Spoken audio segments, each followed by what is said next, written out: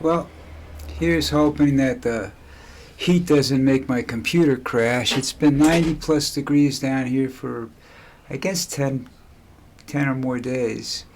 It's kind of unusual. It's a drought, too. There's no rain, been a lot of fires and stuff around.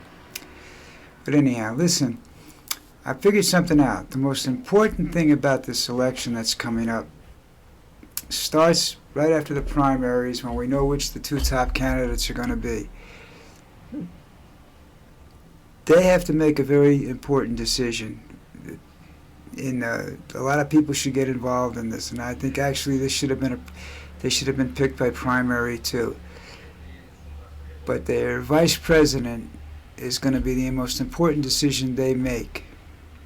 Simply because you're talking about two 80-year-old guys going at it, and whether they make it to the election or not, that's one thing. And do they stand up for all the stress and everything that's going on? And as a president, and all the things that are coming up, and Trump's a madman. With what he wants to do. So, a vice presidential candidate is important because I don't think either one of them will finish the term. Not just because of their age. I think something bad might happen to them, and I have no inside information on this whatsoever. It's just a feeling that it's just these people, that the country is so polarized, and there's so many whack jobs running around now that somebody could do something that would really screw things up. So I think it's very, very important that they have a very solid vice president, just in case, you know. So this is my first post of 2024.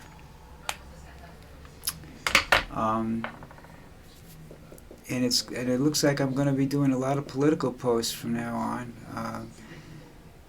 My biggest reason for doing that is I simply hate Donald Trump. I know his family. I met a couple of members of his family. His sister that was a judge, I think she just passed away recently.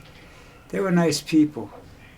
They told me he's not a nice person, in private or public. He's just not a nice person. And now he's off the rails. I mean, you can say it's dementia. I don't know the symptoms and whatnot. I probably have some of them because I'm 78 years old. So, you know, I should quite possibly be experiencing some of them. I have slight mental lapses, but I have a system which brings it back to me. So, you know, I have attention deficit, but that I've had for years. That's got nothing to do with old age. That's just got me being dumb.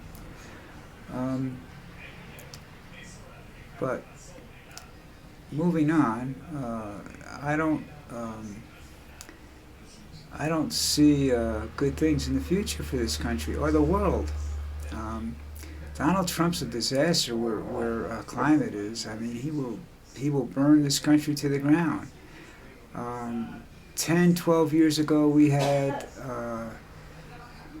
at peak oil consumption. We had 37 years left, I think, based upon the statistics I read slightly before I left.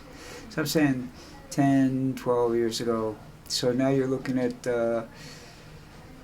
maybe 26 years of oil in the ground left at our present consumption rate. Well, maybe not at our. We might have a little bit more because we've stopped using a lot of oil. There's a lot of electric vehicles out there. But Trump wants to stop the manufacture of electric vehicles. He doesn't want anything to do with conservation or protect the lands or anything like that. And I don't think he really knows what he's saying, because I think the biggest reason he's running for president right now is to stay out of jail. I think he knew that. You know, he's known that for a while now, that he's got two choices: be president or go to jail.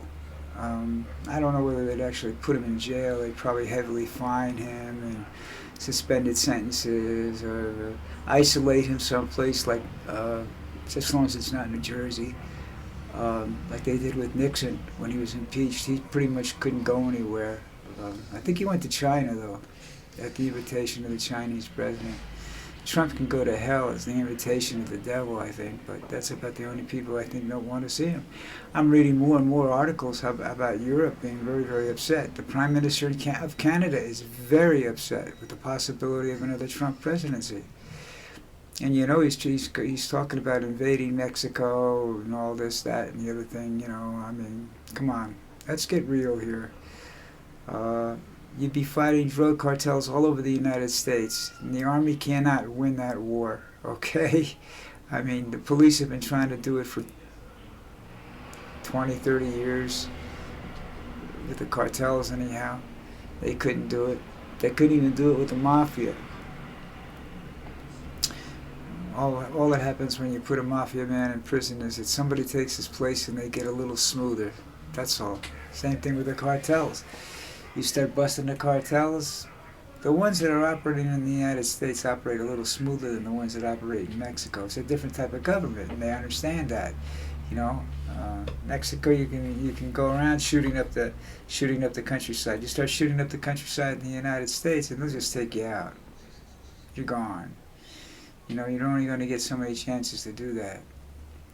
But I don't know. I looked at Hertz is selling, I think the number was 20,000, what they call electric vehicles, EVs, in order to buy gasoline vehicles. Now, I can't see them being more efficient or cheaper to run when gasoline's running about $3 or $4 a gallon.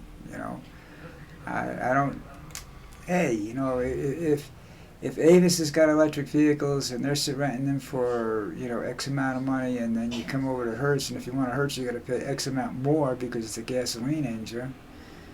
I don't know. You know, I read an article that would support going to gasoline engines, that EV people have more accidents in the first couple of years than do gasoline motors. I'm not sure how that works, but I think there are different types of throttles and pedal configurations and whatnot. So it's it's like learning to drive all over again.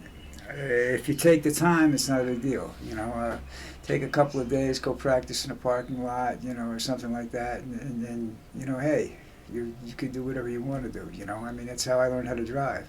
A couple of days in a parking lot, you know. Did I have a couple of benders? Did I hit the side of a garage? Yeah, you know, I scraped things, you know.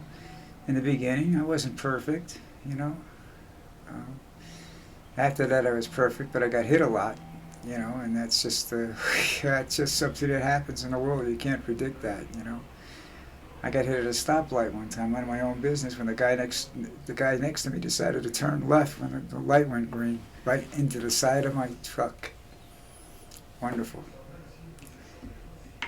I wish I had those drugs, you know.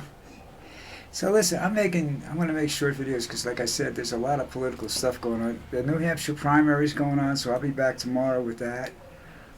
So talk about that, about DeSantis and everything else. You know, I hope to be back tomorrow. I don't know. You know, like I said, the heat down here right now is brutal. We had a fire in the neighborhood that just destroyed a whole acre of land. Just wiped out this beautiful little forest area. It's very dangerous out there, you know. So anyhow, I hope to see you tomorrow.